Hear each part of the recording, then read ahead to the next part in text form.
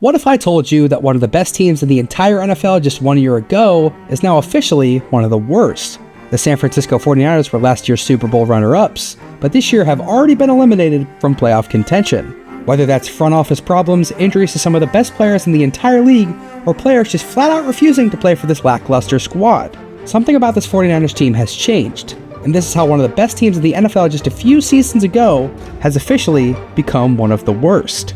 But before we dive into the problems of this year, let's take a trip all the way back to 2020, where this 49ers team is getting off to a rocky start. With their new head coach Kyle Shanahan being named head coach just a few seasons prior, he was not off to a very hot start, having only one winning season in his first 4 years with the team. But that one winning season was amazing, making their way all the way to the Super Bowl.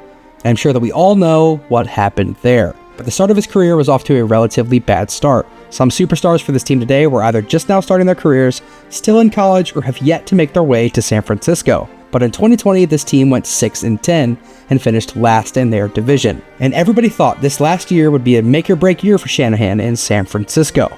But in 2021, this 49ers team would really turn it around, going 10-7, and losing in the divisional round to the Los Angeles Rams, who would go on to win the Super Bowl that same season. And with familiar faces like Jimmy Garoppolo leading the charge for the 49ers, the future was very bright for this team, with them thinking that they had secured their quarterback of the future, and having some of the best young talent in the entire NFL with the likes of Nick Bosa and Deebo Samuel. But this was just the start of the meteoric rise for this 49ers team, when in reality, the following years would be some of the best the franchise had had in a very long time. But in 2022, things got off to a very rocky start, as they would lose 3 out of their first 6 games and would be considered one of the most mediocre teams in the entire NFL. But at least I thought they were. But then they made one of the best trades the NFL has ever seen, when they traded away a few draft picks for what would become the best player in the entire NFL, Christian McCaffrey. Once that trade had been completed, this 49ers team would go on to win the next 10 games, and finish the regular season 13-4, and would clinch a playoff berth. But none of this could have happened without McCaffrey and another unlikely subject appearing from what felt like thin air.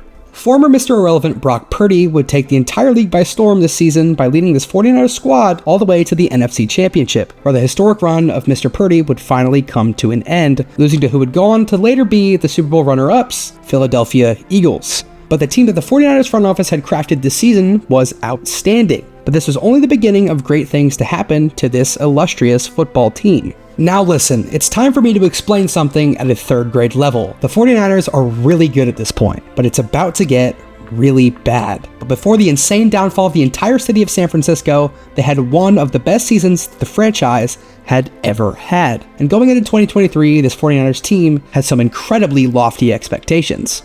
And man, did they live up to the hype, with one of the most underrated players in the entire NFL, Brock Purdy, playing out of his mind and being one of the best quarterbacks in the whole league, even being in the MVP race for most of the season. And don't let me forget about the best player in the NFL, Christian McCaffrey, having one of the best seasons a running back had ever had, and somehow didn't win MVP. The bias for Patrick Mahomes is really starting to piss me off. You know I had to fit just a little bit of Patrick Mahomes hate in this video, but other than Christian McCaffrey not winning the MVP that season, that wasn't the only disappointing thing that happened to the 49ers. With them getting the first round bye in the NFC, they would go on to play the Packers in a nail-biting divisional round, and would somehow go on to beat the Lions in the NFC Championship after being down almost 25 points at halftime.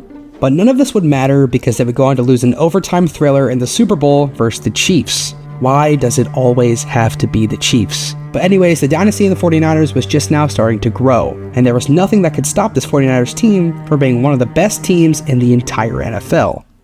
Or so I thought. Well, good golly gracious, was I wrong. In 2024, something would go horribly wrong for this team. Well, not just one thing. A few things happened to this 49ers team that have been, lack for a better term, really, really bad. First off, we have a season-ending injury for one of the best players in the entire team, Trent Williams. No, y'all thought I was joking. Trent Williams is by far the best player on the team and maybe the entire league, and he went down really early in the season with a really bad ankle injury. Oh, and don't let me forget about their rookie first-round draft pick literally getting shot in the chest before the season even started. But I'm sure a lot of you also knew that Christian McCaffrey got hurt with some sort of leg injury that I really don't know what is.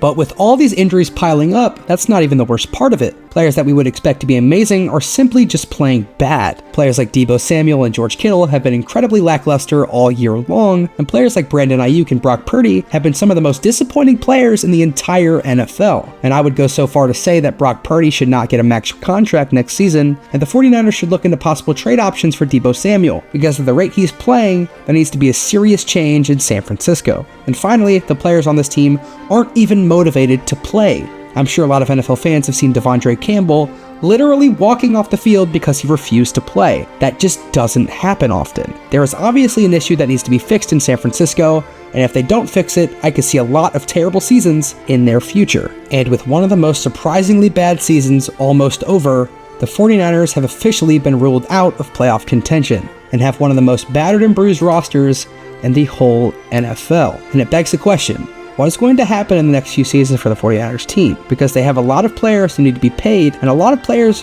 who they aren't going to be keeping around for much longer. But something definitely needs to change in San Francisco. And if it doesn't, then we're going to have a lot of long and bad years for this 49ers team. And there's just one thing that I need to say.